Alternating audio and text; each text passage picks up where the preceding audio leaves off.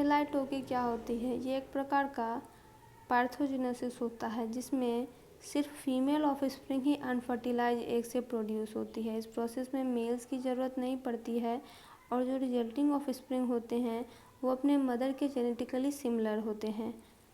फिर है कि टाइप्स क्या होते हैं, तो पहला टाइप्स आता है एमियोटिक का, यानी एपोमिक्टिक थाइलेकोटी।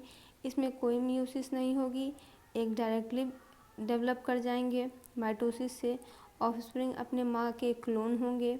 एग्जाम्पल हो जाएगा कुछ एफिड और प्लांट। दूसरा तरीका होता है मियोटिक थाइलेकोटी।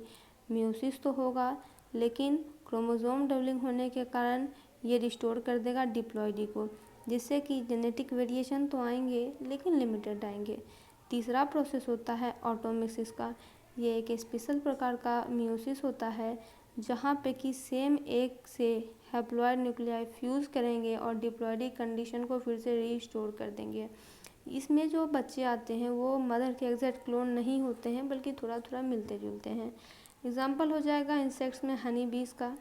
फिर आता है स्टिक इंसेक्ट्स और कुछ एंड्स। रेप्टाइल्स की बात करें तो लिजर्ड जैसे कि नेमिडोफोरस यूनिपेरेंस यानी विप्टेल लिजर्ड, ये मुख्य रूप से इसी पर डिपेंडेंट होते हैं। अदर स्पेसीज में आता है कुछ पैरासाइटिक फ्लैटवर्म, क्रस्टेशियंस। सिग्निफिकेंस क्या है, तो पॉपुलेशन ग्रोथ होती है, मेल्स की ज़रूरत नहीं है, पार्टनर खोजने की समस्या नहीं है, तो बहुत ही आसानी से और बहुत ही फास्टर तरीके से ये मेथड होता है, खास करके ऐसे जगहों में जहाँ पे कि पार्टनर को ढूंढना बहुत मुश्किल हो जाता है या फिर आइसोलेटेड इन्वायरमेंट है। फिर है एडेप्टेशन, तो कॉलोनाइज न्यू हैबिटेट को बसाने के लिए भी अच्छा होता है क्योंकि मीट की तो ज़रूरत है ही नहीं।